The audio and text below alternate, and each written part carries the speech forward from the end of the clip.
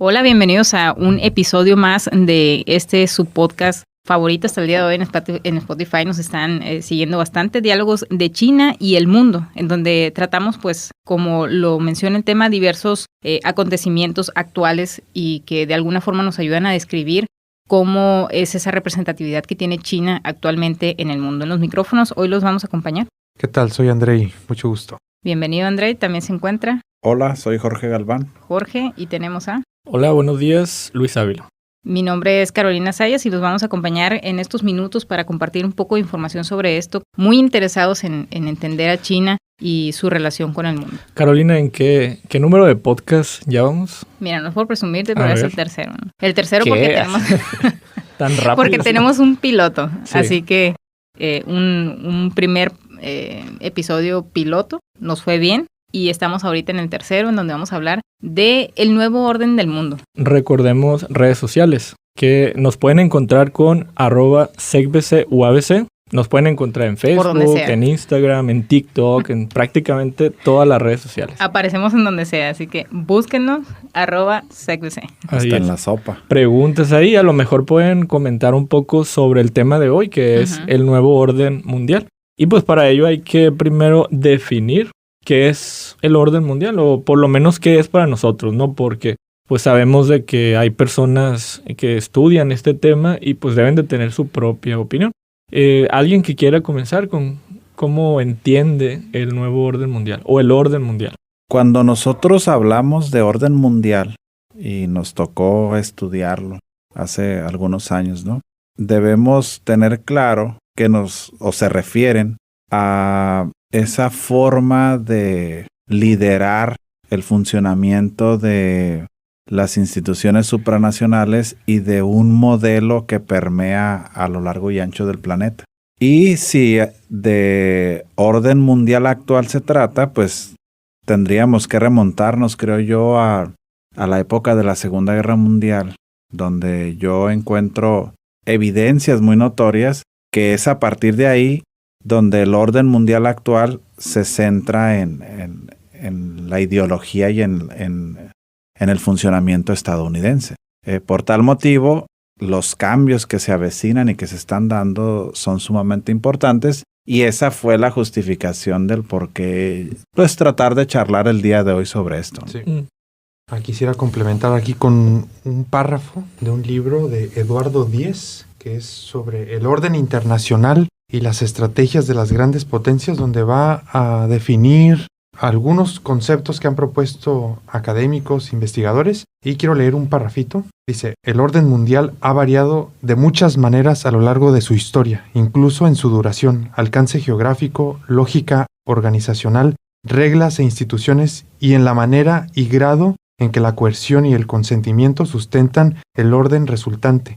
En el mismo sentido, describe 3 versiones del orden: equilibrio de poder, hegemónico y por consentimiento. Y considera que sufre transformaciones, especialmente a partir de las grandes guerras, como dice Jorge, que considera como cambios sistémicos, pero destruyen el anterior sistema y su balance de poder. Entonces, yo coincido con Jorge, ¿no? Que estamos ahorita viviendo un momento clave en donde todo se podría reestructurar. El orden internacional que conocemos hasta ahora, como dice, definido después de la Segunda Guerra Mundial, podría haberse cambiado en la coyuntura que vivimos ahora. Bueno, y retomando ese pasaje que nos compartías del libro, Andrei, ¿y cuál sería entonces el orden que hubo entre la Primera y la Segunda Guerra?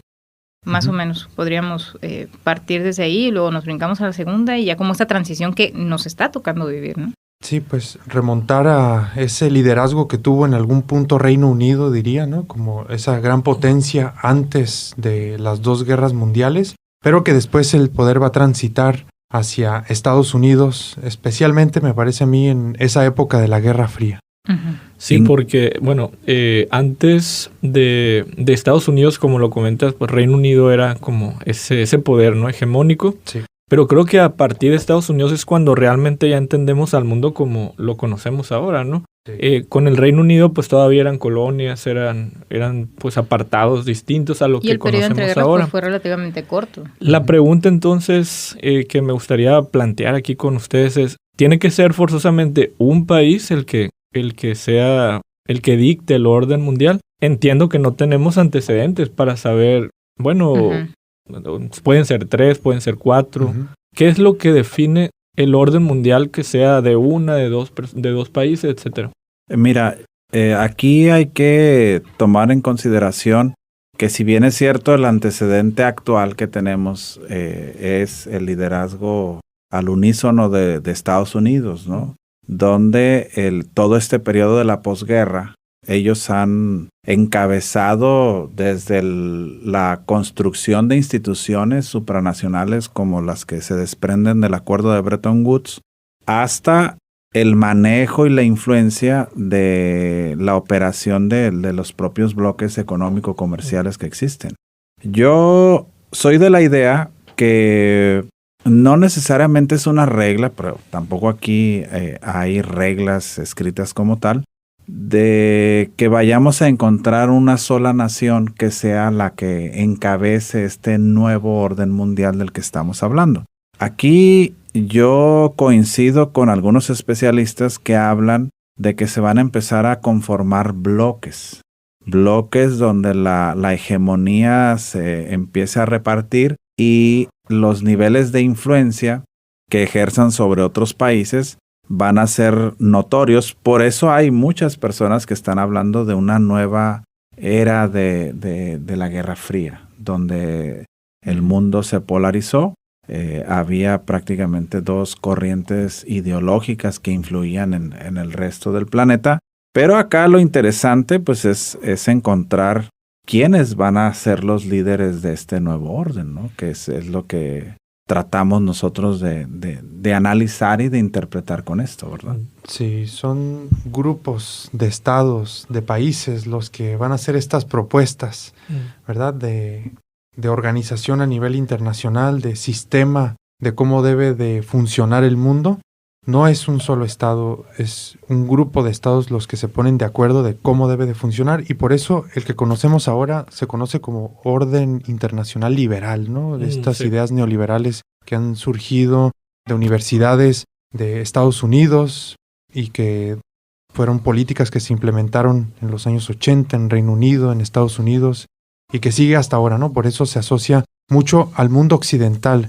El orden mundial establecido hasta ahora es como un grupo de países que se han puesto de acuerdo para que el mundo funcione como funcione, con las instituciones, con los bancos que tenemos. Entonces no es un orden así de un solo país. Pero luego también a mí me surge la pregunta de, con esta división que hubo en el mundo, ¿no? De Occidente, Oriente o comunistas, capitalistas, si realmente es un orden, ¿no? Ante lo que estamos, porque otros se quedan afuera, ¿no? La mitad del mundo, así por simplificar, se queda fuera de ese orden. Entonces, ¿es realmente un orden así que ordena todo el mundo? ¿O estamos ante un grupo de países que ordena una parte de ellos y trata de imponer sus reglas, sus leyes, sus sistemas? Y ahorita comentabas, Andrei, que, bueno, este orden proviene después de una guerra, después de un conflicto. Entonces, llegamos a la pregunta de, ¿se impone el nuevo orden o es realmente un consenso como pues se plantea en papel, ¿no? Yo creo que es más bien como quién gana, quién es el que tiene ese asiento en el mundo del poder político, del poder económico, del poder social. Entonces, ¿realmente es un consenso o es más bien una imposición? Definitivamente es imposición y es ejercer un liderazgo y una influencia basándose en el principio del ganador o el país menos una afectado. Autoimposición, ¿no? Exacto, menos afectado de un conflicto armado. Y aquí por eso se ha hecho mucho hincapié en que el conflicto actual entre Rusia y Ucrania está marcando la pauta de esta recomposición, que como menciona Andrei, dista mucho de ser un orden como tal, aunque así se le reconozca, es algo contradictorio. Incluso hace algunos meses, el propio Deutsche Bank, que es una de las instituciones financieras más influyentes en el mundo, con sede en Alemania, hablaba del inicio de esta era del desorden, así le titularon ellos, en estos macrociclos que van monitoreando en el funcionamiento de la economía mundial desde el siglo XIX a la fecha. precisamente porque hay bastantes indicios que marcan que estamos ante el inicio de algo que yo encuentro la evidencia muy notoria en ese acuerdo que pactaron dos superpotencias como Rusia y China el pasado 4 de febrero, donde marcan incluso en el discurso la necesidad y la misión que están asumiendo ellos como líderes en el planeta de recomponer las formas que van en contra de lo que por 80 años ha operado en el planeta, que son la ideología estadounidense. Quisiera retomar para no brincarnos un eslabón que creo nos quedó por allí abierto, considerando pues que estamos platicando desde una perspectiva académica, a lo mejor para un público experto y no experto también, ¿no? Este nuevo orden mundial, como estabas ahorita mencionando, llega un punto en el que se autoimpone. Decir, pues los veo a todos y el mejor ahorita soy yo. Entonces, quien va a establecer las nuevas reglas del juego soy yo, en este caso, lo que todavía conocemos a Estados Unidos, ¿no? Y hablabas hace rato de las instituciones supranacionales. ¿Pero por qué supranacionales? ¿Qué significa eso? Tenemos previo unas nacionales, internacionales y una supranacional. Entonces, no sé si pudieran platicar un poquito sobre como estos niveles para comprender como ese contexto internacional, ¿no? Sí, bueno, son instituciones que se han creado especialmente después de la Segunda Guerra Mundial, ¿verdad? ¿Para qué? Para organizar el mundo, para evitar la guerra, ¿no? Me refiero especialmente a Naciones Unidas, ¿no? Por ejemplo, y aquí, la ONU, ¿verdad? Así es, la ONU. Y aquí, bueno, es el tema, ¿no? ¿Qué tan democrático, qué tan autoimpuesto está el sumarse a esta Carta de Naciones Unidas? Bueno, no se puede estar a discusión, pero son entonces en concreto instituciones que se han creado para organizar el mundo en diferentes temas. La ONU se ha creado para asegurar la paz, la seguridad a nivel internacional, y hay otras que han dado un impulso a temas comerciales, como la misma Organización Mundial del Comercio, ¿no? Que ha sistematizado tantos temas que han logrado que funcione este tema del comercio de otra manera. Entonces estamos hablando de instituciones que están por encima de los propios países, Así que es. rigen a Así los es. países, ¿verdad? Organizan a los O países. sea, digamos que las instituciones nacionales son las nuestras, las que nosotros conocemos. Sí. Hay instituciones internacionales que también tienen que regirse por las supranacionales. O sea, imaginemos como escalas, como esferas. Entonces la supranacional es la esfera que abarca todo lo demás. Así es, así es. Sí, con un poder por encima del propio poder de los estados en lo individual. Aunque al final llegan a ser clubes en donde entras voluntariamente, ¿no? O sea, no es obligatoriamente que seas parte de la ONU, del Fondo Monetario, del Banco Mundial. Sin embargo, son clubes porque si quieres entrar, tienes que seguir las reglas que ellos estipulan. Pues. Claro. ¿Qué ventajas y desventajas tenemos como país al pertenecer o no a una organización supranacional a nivel país, ¿no? Yo observo, lo cuestionable aquí es que muchas de las veces no tienes alternativa. Es decir, eso es cierto, ¿no? Si tú requieres financiamiento emergente para remediar alguna situación de crisis financiera nacional, O social el único prestamista básicamente es el Fondo Monetario Internacional. Y ahí es donde descansa mucho de la crítica que tú vas a encontrar a este tipo de instituciones. Sí. En el sentido de condicionar cualquier ayuda financiera que fluya desde ellos hacia cualquier país a cumplir con una serie de requisitos, de ajustes, de cambios estructurales, como derechos se le ha humanos. llamado. Y que muchas veces se ha comentado que el Fondo Monetario establece una especie de recetas, ¿no? Y no es una receta porque cada país tiene su contexto, es distinto y lo que funciona en un país no funcionará en otro. Entonces de ahí la crítica también que mencionas, ¿no? Sí, porque no son tropicalizadas las recetas como tal al contexto, a la idiosincrasia y a las formas de las naciones en lo individual. Se estandariza y se espera que se cumplan los preceptos que emanan de la ideología promovida por el mundo anglosajón, específicamente Estados Unidos y la Gran Bretaña, desde los 80s para acá en el tema neoliberal. Bueno, incorporando ahora el tema del orden mundial que mencionaban hace un momento, y mezclándolo con las instituciones como para tratar de explicar un poquito mejor, ¿no? Ejemplo, el orden mundial se puede pues ver muy claramente en una institución como el FMI, ¿verdad? El Fondo Monetario Internacional, en donde Estados Unidos pues es quien tiene la mayor cuota de poder. ¿Por qué la tiene? Por los ingresos que cada uno de los países aporta a esa institución, ¿no? De forma voluntaria, es cierto, pero hay una fórmula que de hecho por ahí estudiamos en clase, en la cual se establece cuál es el monto que tú como país debes dar a esta institución. Sí. Y que de ese mismo financiamiento, pues, son estos créditos, estos préstamos que mencionabas hace un momento a otros países, ¿no? También pertenecientes al fondo, pues no podemos prestarle a un país que no pertenezca al fondo. Esa es la cuestión, ¿no? Y aquí claramente vemos que el orden mundial lo maneja Estados Unidos, todavía, ¿no? ¿Por qué? Porque es el país que más aporta al Fondo Monetario Internacional. Eso en gran medida por su PIB per cápita, ¿no? Y su PIB agregado también. Pero ¿qué pasa, por ejemplo, con China, que viene detrás de Estados Unidos? Y ese PIB lo va alcanzando y casi que va a llegar a un punto en el que va a poder aportar lo mismo o más que Estados Unidos. ¿Qué pasaría ahí? Allí, incorporando a China, me gustaría preguntarles, ¿cómo ven el comportamiento de China? ¿Ustedes ven un comportamiento como que está interesada en ser parte de este nuevo orden mundial? ¿Creen que pueda sola? ¿Creen que si se une con Rusia sea posible cambiar el orden mundial? ¿Cómo han visto esas noticias actualmente? Porque ahí quisiera hacer una anotación pequeñita. China está haciendo su propia fiesta con sus propias instituciones. Sí, entonces, como que, sigan por allá. Esa es una clara señal de que les interesa. Sí, pero para contextualizar un poco y para reconocer quizás la estrategia china, a mí me parece muy interesante que se va a incluir a estas instituciones occidentales, ¿no?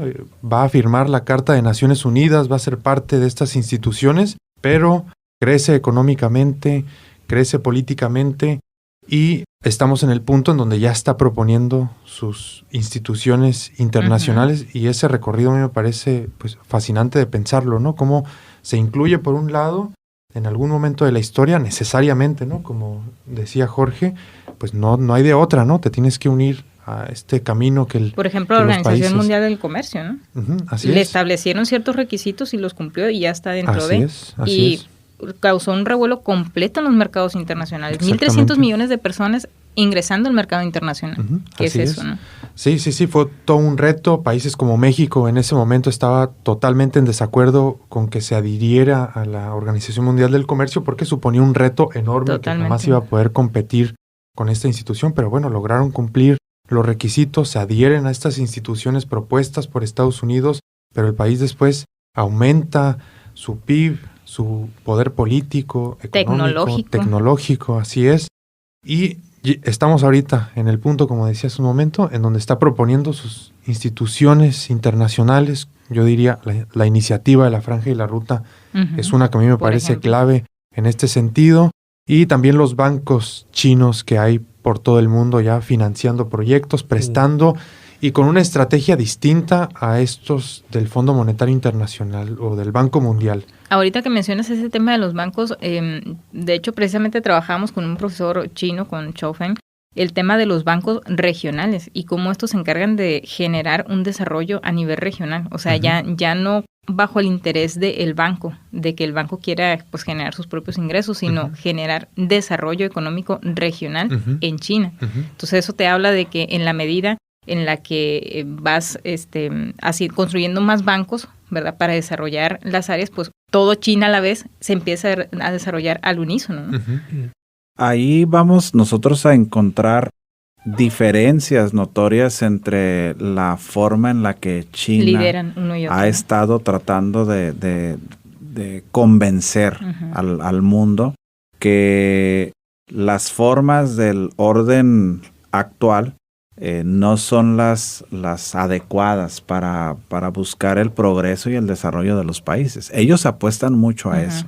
Como una forma blanda, ¿no? Exacto. Un poquito más, me intereso más por ti que por mis propios intereses. Sí, y bajo este principio del ganar-ganar, si bien es cierto, las instituciones financieras siempre observarán y buscarán un interés monetario de por medio, pero las condiciones, las formas, los montos, el seguimiento que hay que darle a inversiones nacionales donde una de las críticas que se les ha hecho a estas instituciones del actual orden mundial, lideradas por Estados Unidos, ha sido precisamente eso.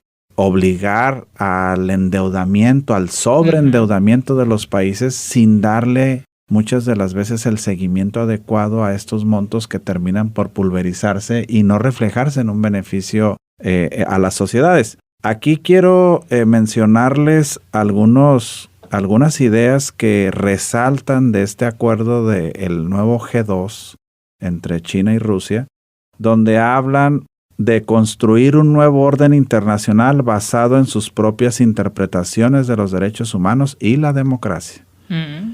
Y marcar una refutación frontal de la visión estadounidense y occidental del mundo.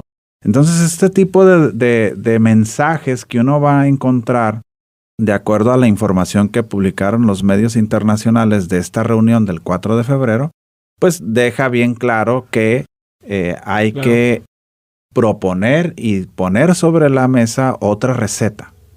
Y ahí yo encuentro la importancia y el interés de esto, porque estamos ante un fenómeno coyuntural. Sí. Sí, yo personalmente, ahorita que estoy leyendo ahí uno de estos documentos que trae Jorge, yo personalmente creo que Rusia por sí sola pues no tiene potencial para crear un nuevo orden. Económicamente no tiene un bagaje, ¿verdad?, ahí para apoyar. Sin embargo, unirse con China de alguna forma sí podría ser como un anclaje. China es un vecino de Rusia. Sí. Sin embargo, también por otro punto que también a mí me afecta es que Rusia y China no tienen muchas características en común. Entonces, puede ser algo ahorita artificial, tratar de unir. Yo creo que no prosperaría más allá de tratar de quitarle a Estados Unidos esa posición que tiene, pero eventualmente China y Rusia se fragmentarían porque los valores que tienen no son similares. La forma en la que gobiernan tampoco es. China es un país que se ha guiado más por el avance tecnológico, el avance económico, y en paz, pacífica, científico. ¿no? Y Rusia pues ha demostrado por medio del presidente actual que es un poquito más agresiva, toma las decisiones mucho más rápido. La diplomacia no es en sí una carta que quieran utilizar y para China siempre ha sido la carta más importante, la diplomacia. Entonces actualmente China se enfrenta a un problema de, bueno, Rusia es el único país que podría acompañarla a lo mejor en este cambio de poder, de paradigma, pero pues también hasta qué punto, ¿no? Porque la relación entre China y Rusia no siempre es la mejor. Hay problemas territoriales, como les comentaba, hay problemas de migración, hay ciudades que no se sabe si es parte de China, si es parte de Rusia. Hay muchos problemas en común, como México y Estados Unidos, pues son países vecinos. Entonces hay muchos temas en la agenda de estos dos países que a mí me pondría en duda si para China sería buena opción aliarse o encontrarse en común con Rusia, ¿no? Ahorita que hablabas del tema de la unión de estos dos países como para desplazar a Estados Unidos, ¿qué esperaríamos nosotros en este pues ya cambio paradigmático, ¿no? De, a ver, Estados Unidos, tu tiempo ya pasó y ahora venimos nosotros, en este caso Rusia, China, ¿no? ¿Cómo creen ustedes que se daría ese proceso? ¿Sería a lo mejor violento o...? Estábamos hablando de una Segunda Guerra Mundial y ahí fue donde se estableció Estados Unidos. Entonces, para que se establezca ahora ese nuevo orden mundial, este cambio que estamos viviendo ahorita y que de cierta forma pues hemos visto hechos violentos, ¿no? Pero ¿podría llegar a ser más violento todavía? Nadie sabe la respuesta, Carolina. No, pues la quiero ya. Tenemos un vidente aquí conectado. No la tenemos y nadie la tiene por ahora, pero... Yo diría que... Se especula que sí, por ahí va la cosa. Los escenarios no son muy positivos, ¿verdad? Porque sí hay recorridos históricos que han hecho historiadores en estos momentos que son estos cambios de poder, ¿no? Esta transición de poder ahorita, de un lado a otro. Y se ha detectado que la mayoría de las veces ha habido conflictos bélicos cuando un poder pasa a otro país, ¿no? Las menos de las veces han sido de forma pacífica esta transición de poder. Entonces... pues no no sé, no podemos ser muy optimistas, pero nadie sabe, ¿no? Aquí la ventaja que tenemos es que estas instituciones internacionales, como la ONU, la que comentábamos hace un momento, pues se han creado precisamente para eso, ¿no? Para utilizar la diplomacia como una alternativa que solucione estos problemas que son tan complicados.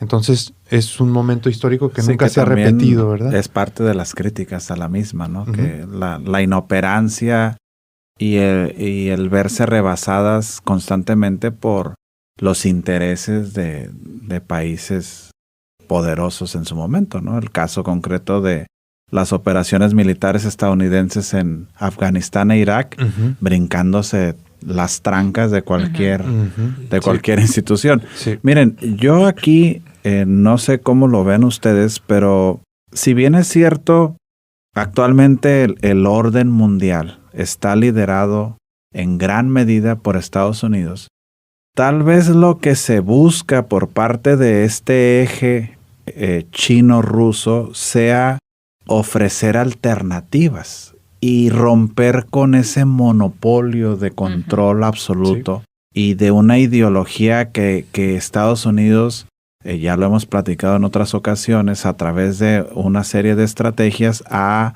intentado imponer a lo largo y ancho del planeta. No necesariamente, creo yo, así yo lo observo, es que vayan a desplazar por completo a una superpotencia como Estados Unidos. Y ojalá no sucediera, porque la historia nos ha dicho que es a través de la violencia, ¿no? De un conflicto mundial. Pero yo aquí sí encuentro que estas otras dos superpotencias tratan de decir, también nosotros pesamos, también nosotros tenemos formas diferentes de hacer las cosas. Miren, estamos construyendo instituciones que busquen, a través de su funcionamiento internacional, brindarle alternativas a los países. ¿Sí? Ahí está el nuevo Banco de Desarrollo de los BRICS, está el RCEP, del que ya también hemos platicado y podríamos seguir haciéndolo en futuros episodios. Están estas otras formas. Entonces, yo creo que en cualquier escenario, cuando se rompe un monopolio, la cosa pinta mejor, porque hay alternativas. Para los países que no somos los poderosos como México, forzosamente nos tendríamos que alinear a una propuesta o a la otra, ¿no? Claro. ¿Se puede vivir en un mundo así, en donde tenemos dos cabezas, dos personas, dos países que están tomando decisiones diferentes? Bueno, aquí diferentes entre comillas. Seguimos en el capitalismo todavía. En aquel momento, en la Guerra Fría, pues estábamos hablando de dos bloques políticos distintos, ¿no? Entonces, ¿se puede vivir en un mundo en el que tienes que tomar la decisión si con este grupo o con el otro? Pues mira, ¿hay antecedentes de ello? Bueno, desconozco sobre antecedentes, pero simplemente recordemos el tema de que para el tratado con Estados Unidos y Canadá, México tiene sus restricciones para con China. Ya desde ahí la cosa no pinta bien, ¿no? Sí, incluso el discurso del actual presidente de México va siempre en el tono de seguir manifestando su alianza estratégica hacia América del Norte. En ocasiones hasta cuestionable el hacer comentarios sobre un socio y líder como lo es China, que de repente, pues yo tengo mis opiniones al respecto, que no debiera de ser esa postura. Pero si la pregunta va en el sentido de México, yo creo que ahí México no tiene opciones. Dependemos tanto en todos los sentidos de Estados Unidos que sería prácticamente imposible. Ahora, aquí el detalle es que somos más de 190 países. Y el tener opciones, el tener competencia, el tener liderazgos compartidos, instituciones distintas que te puedan más o menos cubrir las mismas necesidades, creo yo que eso es benéfico. Sí, no sé, para mí es como una lección que ha dejado la Guerra Fría, ¿no? Esta división que hubo en ese momento dividió al mundo, ¿verdad? Y hizo que unos se fueran por un lado y otros por otro, y ahorita estamos como enfrentándonos otra vez a una realidad similar, ¿no? Se parece ese momento en donde un grupo político está proponiendo sus propias instituciones, el otro propone otras, Y aquí lo que yo creo que se tiene que hacer es encontrar un equilibrio entre todo esto, ¿no?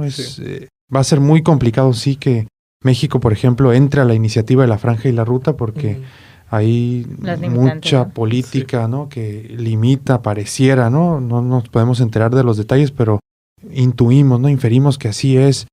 Entonces, otros países lo hacen en Asia, ¿no? Eso es algo que a mí me parece destacable. Corea del Sur, Japón, por ejemplo, tienen a ese gigante asiático como vecino, presionando, también generando dependencia económica, cultural, etcétera, y han tendido puentes con Estados Unidos, ¿no? Son más, digamos, de un modelo capitalista neoliberal. Ajá, quizá esto se deba precisamente a que todavía mantiene esa hegemonía, ¿no crees? No lo sé. A mí me preocupa, la verdad. Para mí son puentes que tienden, o sea, ¿por qué no han hecho un modelo que se parezca más al chino si lo tienen tan cerca? Desde mi punto de vista es porque entienden muy bien que si generan una dependencia tan fuerte con su vecino del norte como lo hemos hecho nosotros, pues va a tener la sartén por el mango, ¿no? Es ahí el error que hemos cometido como nación. Eso es. Entonces, sí deberíamos de considerar estas instituciones, estas alternativas que se están proponiendo desde Oriente para equilibrar esta dependencia. El problema es que ahorita ya estamos con una dependencia muy importante. Y repercusiones sin duda en caso de que voltee si quiera ver otras instituciones, ¿no? Que no sean las lideradas por Estados Unidos. A mí me preocupa mucho porque yo siempre he pensado de que el mundo se encuentra en un orden porque hay uno que tiene el garrote más grande. Entonces yo lo asimilo así como en una casa siempre, pues la autoridad es la mamá y el papá, pero siempre hay uno que ejerce un liderazgo, que tiene más presión o que tiene ese poder, ¿no? de decisión. En un mundo creo que tener dos países, aunque ahorita decía Jorge, creo que China no busca desplazar a Estados Unidos. Bueno, pues no, pero el hecho de quitarle esa influencia en el mundo y esa influencia se va a otro país definitivamente, entonces se iría para China esa influencia. Y en un país así bipolar o multipolar, creo que todavía no estamos listos para tener un mundo en el que la decisión la tomen varios países y países como México, Latinoamérica, África, enfrentaría graves problemas. Son retos enormes. Aquí el contexto que yo observo muy diferente de América en comparación a otras regiones del mundo es que doctrinas como la Monroe han afectado demasiado la prosperidad y el acercamiento hacia otros mercados, otras regiones, y es precisamente algo que necesitamos pues romper con eso, ¿no? Una crítica bien presente en las formas de relacionarse de Estados Unidos con las naciones menos favorecidas bajo estos principios del comercio internacional va en el sentido de, por ejemplo, nunca incluir el tema de la transferencia tecnológica.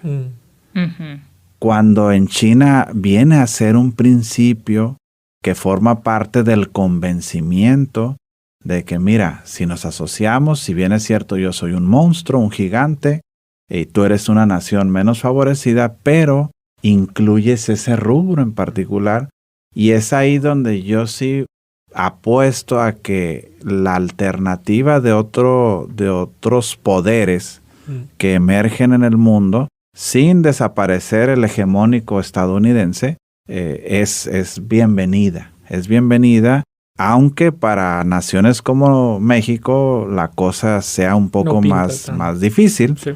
Ya lo hemos visto, ¿no? La injerencia tan fuerte que hubo de congresistas y ex funcionarios del gobierno estadounidense con el tema de la propuesta de reforma energética que se acaba de votar, ¿no? Sí. Vinieron directamente, se reunieron con los legisladores mexicanos y luego a los días ves tú que el voto va en el sentido de pues lo que seguramente les vinieron a decir desde Estados Unidos. O sea, así de directa es la influencia que se tiene por parte de esta potencia. Y hablando de influencia, esa palabra que tanto hemos mencionado el día de hoy, ¿cómo sería esa transición o cómo China en este caso le roba influencia a Ese mucho desfase que pueda tener hacia Estados Unidos, siendo China tan distinto a todos nosotros, pues, porque es de verdad el otro lado del mundo, otro mundo. O sea, es completamente distinto. Simplemente en nuestro aspecto físico, ya desde ahí tenemos ese primer choque, ¿no? Entonces, ¿cómo China podría llegar a generar esa influencia a través de qué medios o estrategias en países latinoamericanos, por ejemplo? Pues están creando estrategias desde las embajadas, desde los consulados. Yo veo una fuerte estrategia en términos de medios, ¿no? Para generar este poder blando del que comentábamos en episodios anteriores, a través de la cultura, ¿no? De los contenidos que se crean también en China, pues tratan de encontrar aliados en el extranjero, aliados de largo plazo para que ayuden a China en alcanzar sus objetivos de mediano largo plazo, este sueño chino, ¿no? Esa parte me parece clave. Y también están generando estas dependencias económicas, ¿verdad? También hay que decirlo. Con sus bancos, bueno, también están prestando y hay que entender muy bien, por eso, ahorita que escuchaba a Jorge, cuál es la propuesta china, ¿no? Es por eso que el Centro de Estudios China Baja California es una institución que va a ser muy relevante en los próximos años, porque vamos a poder dar explicaciones concretas desde nuestra perspectiva de qué es lo que está proponiendo China en este contexto que cada vez se hace más complicado. Así que los bancos están generando dependencia y son más pragmáticos, ¿no? Así como suele ser el gobierno chino en los últimos años, ¿no? O sea, ¿qué importa si eres un gobierno que no es considerado democrático? China te presta dinero, ¿no? Sí. ¿Qué importa si no tienes dinero, cash para pagarme? Si tienes recursos naturales, petróleo, cobre, podemos oro, hacer una alianza. Así es, págame con esos recursos, ¿no? Entonces, ese es el tipo de estrategias que yo veo que está haciendo para generar esta influencia, estas dependencias y tener aliados en el mundo. ¿Y al SecBC en dónde lo encontramos? Pues tenemos redes sociales en Facebook, Instagram, Twitter. Nuestro comercial. ¿Qué más hay? LinkedIn también. Ajá. Todo con tan solo escribir SecBC UABC junto. Bien, y aquí ya para citar algo de mi compañero Jorge también, algo positivo de China que creo que es de lo que hablábamos aquí, es que por lo menos es un país que tiene una propuesta, ¿verdad? Rusia, que van a decir está terco con Rusia, pero Rusia se me hace que no es un país que tiene propuesta. De parte de mí. Que sea una propuesta que nosotros podamos visualizar en redes. Sí. No hay por medio de las embajadas, por medio del idioma, por medio de economía. Ha sido un país más hermético. Entonces, una cosa que sí podemos rescatar de China es que es un país que tiene propuesta. Que es lo que comentaba Jorge ahorita, ¿no? Apuntes finales, Jorge. Sí, quiero resaltar unas ideas que se pronunciaron por parte de la representación china en una asamblea de la ONU por allá en septiembre del 2015, donde ellos hablan de lograr concretar una comunidad con un futuro compartido para toda la humanidad. Y esto lo resaltaban ellos en el discurso como uno de los principios de esta civilización que aseguran tener más de 5,000 años de existencia. Nada más para darnos una idea de que no solo en el discurso aparecen estas formas buenas de relacionarse y de convencer al resto de países, sino que en la concepción de las relaciones internacionales de China lo visualizan así. Incluso hablan de la necesidad de abandonar el modelo tradicional enfocado en el dominio y la exclusividad, promoviendo la inclusión, interconexión, cooperación con beneficio mutuo y situaciones de ganar-ganar. Entonces, esto viene a caracterizar, diría yo, esta otra alternativa que está emergiendo de formas de hacer las cosas en el mundo. Un discurso alentador. Sí, alentador, esperanzador para muchas naciones también. Sí. Cerrando, Andrei. Tenemos que conocer la propuesta china porque hay propuesta china, como decía Luis, ¿verdad? Entonces hay dónde leer lo que están proponiendo. Hay un montón de documentos, los libros blancos también que se proponen hacia América Latina marcan rubros específicos de cooperación que ese país está proponiendo con nuestra región, con nuestro país. Estos discursos, estos conceptos que ha creado el gobierno chino también tenemos que estudiarlos y también interpretarlos con lo que está haciendo, ¿no? Una pregunta que a mí me parece clave aquí es, ¿será China un país que va a establecer un orden bélico o vamos a estar frente a un dragón pacífico, que es como ahorita en el discurso lo que se propone, ¿no? Esa pregunta, pues nadie conoce la respuesta todavía. Un dragón acompañado de un panda todo tierno ahí. Sí, los propios tenemos que gringos, preguntarnos ¿no? eso. Que Sí. hablan de ya una fuerza aérea descomunal Ujú. en el ejército chino, ¿no? Entonces sí, 200 nuevos cazas. sí. Nada más para... Y bases militares también que comienza a tener en Djibouti, una región del norte de África. Isla Salomón las vi También. hace como 2 días. Ujú. Firmó un pacto. O sea, unas bases militares menores en comparación con lo que ha hecho Estados Unidos en los últimos 40 años, pero Bueno, sí. están ahí, ¿no? Esos antecedentes que nos tienen que poner a pensar cómo se va a manejar el país, de forma bélica o de forma pacífica. Pues esperamos que les haya gustado este podcast y los invitamos a que estén ahí muy activos en las redes sociales. Ahí les resolveremos comentarios, dudas, preguntas. Nos pueden seguir por Spotify y por favor compartan a través de las distintas redes sociales en donde nos pueden encontrar como SecBC u ABC. Entonces el día de hoy estuvimos en los micrófonos. Andrei. Jorge. Luis. Y su servidora Carolina Sayas y nos escuchamos dentro de 15 días. Sí, Sin falta. así es. El diálogos de China y el mundo. Así El es. día de hoy el nuevo orden mundial y el día de 15 días después ya veremos de qué. Sí. Ya tendremos la respuesta del nuevo Ya orden. tendremos una respuesta del nuevo orden, es cierto. Muy bien, muchas gracias. Gracias, hasta luego.